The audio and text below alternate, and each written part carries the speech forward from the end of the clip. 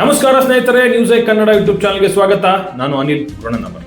ಬೆಂಗಳೂರಿಗೆ ಬಂದವರು ಇಲ್ಲಿರಂತ ಹೋಟೆಲ್ಗಳಲ್ಲಿ ಊಟ ಮಾಡದೆ ಹೋಗೋದು ತುಂಬಾನೇ ಕಷ್ಟ. ಸಣ್ಣ ಹೋಟೆಲ್ಗಳಿಂದ ಹಿಡಿದು ದೊಡ್ಡ ದೊಡ್ಡ ರೆಸ್ಟೋರೆಂಟ್ಗಳು, ಪಬ್ಗಳು, ಲೌಂಜ್ಗಳು, 5 ಸ್ಟಾರ್ ಹೋಟೆಲ್ಗಳವರೆಗೆ ಪ್ರತಿದಿನ ಸಾವಿರಾರು ಜನ ಹೊರಗಡೆ ಊಟ ಮಾಡ್ತಾರೆ. ಆದ್ರೆ ನಾವು ಹಣ ಕೊಟ್ಟ ತಿನ್ನೋಂಥ ಈ ಆಹಾರ ನಿಜವಾಗ್ಲೂ ತಿನ್ನೋಕೆ ಯೋಗ್ಯವಾಗಿದೆಯಾ ಅನ್ನೋ ಪ್ರಶ್ನೆ ಈಗ ಮತ್ತೆ ಎದುರಾಗಿದೆ. ಯಾಕಂದ್ರೆ ಬೆಂಗಳೂರಿನ ಹಲವಾರು ಹೋಟೆಲ್ಗಳು ಮತ್ತು ರೆಸ್ಟೋರೆಂಟ್ಗಳ ಮೇಲೆ ಆಹಾರ ಸುರಕ್ಷತಾ ಅಧಿಕಾರಿಗಳು ನಡೆಸಿದಂಥ ದಾಳಿಯಲ್ಲಿ ಸಿಕ್ಕಿರೋ ವಸ್ತುಗಳು ನಿಜಕ್ಕೂ ಶಾಕ್ ಕೊಡ್ತಿವೆ. ಅಧಿಕಾರಿಗಳ ಈ ತಪಾಸಣೆಯಲ್ಲಿ ಬರೋಬ್ಬರಿ 132 kg ಆಹಾರ ಸೇವನೆಗೆ ಯೋಗ್ಯವಲ್ಲ, ಅಂದ್ರೆ ಕ್ವಾಲಿಫೈ ಅಲ್ಲ ಅಂತ ಪತ್ತೆಯಾಗಿದ್ದು ಅದನ್ನ ವಶಪಡಿಸಿಕೊಳ್ಳಲಾಗಿದೆ ಅಥವಾ ರೂಲ್ಸ್ ಅಂಡ್ ರೆಗ್ಯುಲೇಷನ್ ಇಂದ ಅದನ್ನ ನಾಶ ಮಾಡಲಾಗಿದೆ. ಅಷ್ಟೇ ಅಲ್ಲ, 15 ಲೀಟರ್ ಬಳಸಿದ ಅಡುಗೆ ಎಣ್ಣೆನ ಕೂಡ ಪತ್ತೆ ಆಗಿದೆ. ಇನ್ನು ಯಾವ ಹೋಟೆಲ್ನಲ್ಲಿ ಏನ್ ಸಿಕ್ತು ಅನ್ನೋದನ್ನ ನೋಡಿದ್ರೆ, ಮೊದಲಿಗೆ UB ಸಿಟಿಯಲ್ಲಿ ಇರುವಂತಹ ಸ್ಕೈಲಾನ್ ನಲ್ಲಿ ಅಧಿಕಾರಿಗಳು ಮಾಡಿದಂತ ಈ ಇನ್ಸ್ಪೆಕ್ಷನ್ ಅಲ್ಲಿ ಸುಮಾರು 45 kg ಕೊಳೆತ ಚಿಕನ್ ಮತ್ತು ಬೀಫ್ ಪತ್ತೆ ಆಗಿದೆ. ಇದರಲ್ಲಿ ಕೆಲವೊಂದು ಮಾಂಸದಲ್ಲಿ ಫಂಗಸ್ ಕೂಡ ಕಂಡು ಬಂದಿದೆ ಅನ್ನೋ ಮಾಹಿತಿ ಹೊರ ಬಂದಿದೆ. ಅಷ್ಟೇ ಅಲ್ಲ, ಸುಮಾರು 6 kg ವೆಜಿಟೇಬಲ್ ಕಟ್ಲೆಟ್ ಕೂಡ ಪತ್ತೆ ಆಗಿದೆ. ಜೊತೆಗೆ 15 ಲೀಟರ್ ಬಳಸಿದ ಅಡುಗೆ ಎಣ್ಣೆ ಅಧಿಕಾರಿಗಳ ಈ ಗಮನಕ್ಕೆ ಬಂದಿದೆ. ಈ ಕಾರಣದಿಂದಲೇ ಸ್ಕೈಲಾನ್ ಕಿಚನ್ ಅನ್ನ ಅಧಿಕಾರಿಗಳು ಬೀಗ ಹೊಡೆದು ಮುಚ್ಚಿದ್ದಾರೆ. ಇಲ್ಲಿ ಒಂದು ವಿಷಯನ ಸ್ಪಷ್ಟವಾಗಿ ಹೇಳಬೇಕು. ದಾಳಿ ನಡೆದಿದೆ ಅಂದ್ರೆ ಆ ಹೋಟೆಲ್ನಲ್ಲಿ ಅಂತ ಪ್ರತಿಯೊಂದು ಆಹಾರ ಕೂಡ ಕೆಟ್ಟದು ಅಂತ ಅರ್ಥ ಅಲ್ಲ. ಅಧಿಕಾರಿಗಳು ತಪಾಸಣೆಯಲ್ಲಿ ಪತ್ತೆಯಾದ ನಿರ್ದಿಷ್ಟ ಅಂದ್ರೆ ಸ್ಪೆಸಿಫಿಕ್ ಆಹಾರ ಪದಾರ್ಥಗಳನ್ನ ಮಾತ್ರ ಸೇವನೆಗೆ ಯೋಗ್ಯ ಅಲ್ಲ ಅಂತ ಗುರುತಿಸಿ ಕ್ರಮ ಕೈಗೊಂಡಿರ್ತಾರೆ. ಆದ್ರೆ 45 kg ಕೊಳೆತ ಮಾಂಸ ಪತ್ತೆಯಾಗಿರೋದು ಮಾತ್ರ ಸಣ್ಣ ವಿಷಯ ಅಲ್ಲ.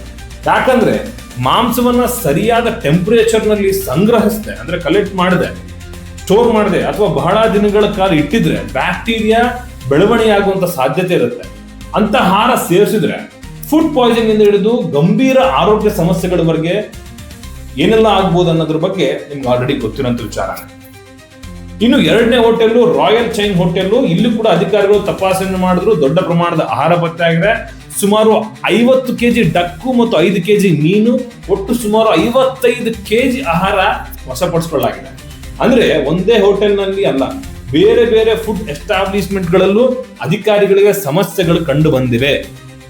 ಅದಾದ್ಮೇಲೆ ಮದ್ರಾಸ್ ಕಿಚನ್ ನಲ್ಲಿ ಸುಮಾರು 5 kg ಗ್ರೀನ್ ಪೀಸು, ಸುಮಾರು 5 kg ಮಶ್ರೂಮ್ ಪತ್ತೆ ಆಗಿದೆ. ಮತ್ತೊಂದು ಕಡೆ ಸ್ಯಾನ್ಚನ್ ಅಂತ ಒಂದು ಹೋಟೆಲ್ ನಲ್ಲಿ ಸುಮಾರು 3 kg ಫಿಶ್ ಅನ್ನ ವಶಪಡಿಸಿಕೊಳ್ಳಲಾಗಿದೆ. ಸುಮಾರು 7 kg ಕೇಕು, ಪೊಟ್ಯಾಟೊ ಮತ್ತು ಟ್ಯಾಕೋಸ್ ಅನ್ನ ಈ ರೂಲ್ಸ್ ಇಂದ ಡಿಸ್ಕಾರ್ಡ್ ಮಾಡಲಾಗಿದೆ.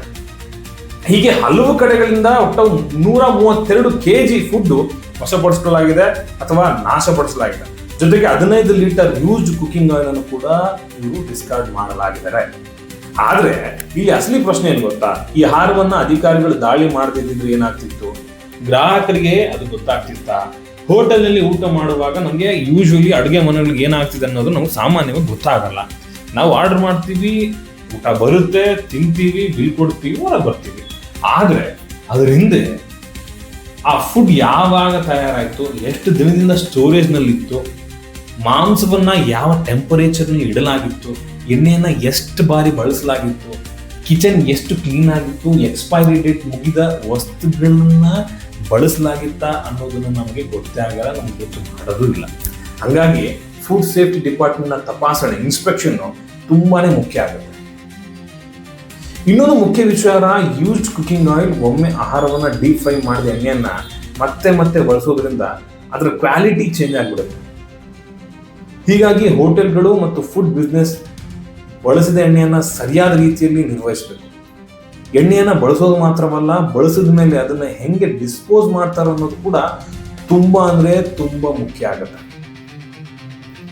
ಇದಾದ್ಮೇಲೆ ಈ ದಾಳಿ ಕೇವಲ ಬೆಂಗಳೂರಿನ ಒಂದು ದಿನದ ಘಟನೆ ಅಂತ ನೋಡಬಾರ್ದು.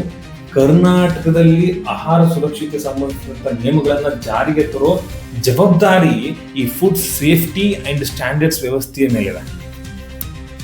Hotel, restaurant, food manufacturing unit, storage facility, meet shop ಸೇರಿದಂತೆ ಫುಡ್ ಬಿಸ್ನೆಸ್ ನಡೆಸೋರಿಗೆ ಈ ಫುಡ್ ರಿಜಿಸ್ಟ್ರೇಷನ್ ಅಥವಾ ಲೈಸೆನ್ಸ್ ಕಡ್ಡಾಯ ಆಗಬೇಕಾಗಿಲ್ಲ.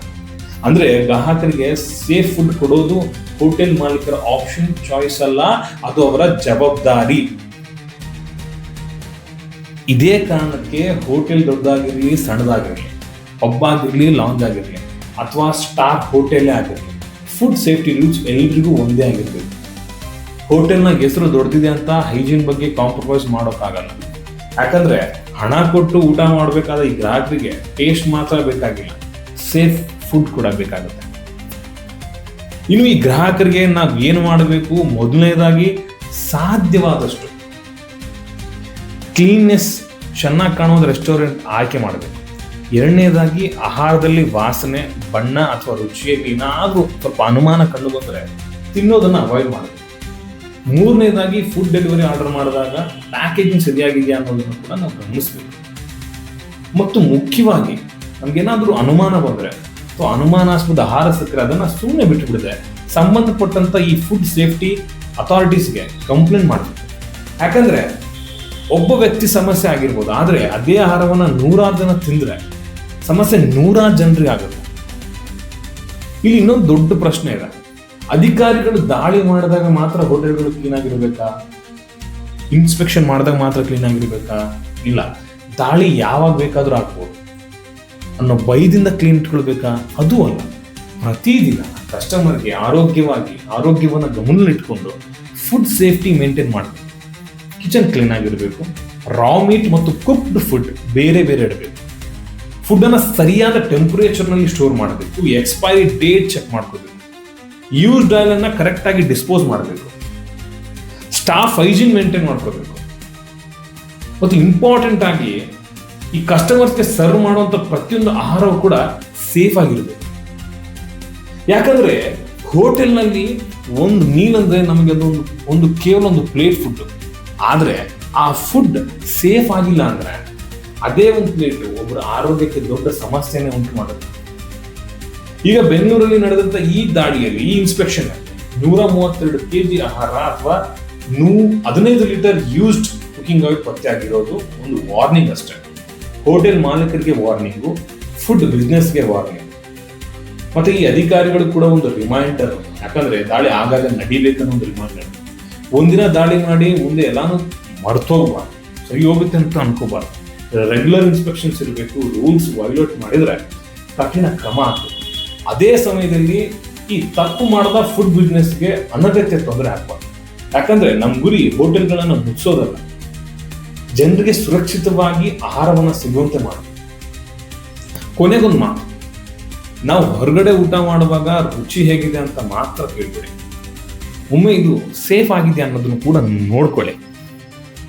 ಯಾಕಂದ್ರೆ ಒಂದು ಪ್ಲೇಟ್ ಫುಡ್ 200 ರೂಪಾಯಿ ಇರ್ಬೋದು, 500 ರೂಪಾಯಿ ಇರ್ಬೋದು, 5,000 ಇರ್ಬೋದು. ಆದರೆ ನಮ್ಮ ಆರೋಗ್ಯದ ಬೆಲೆ ಇದಕ್ಕಿಂತ ತುಂಬಾನೇ ದುಬಾರಿ.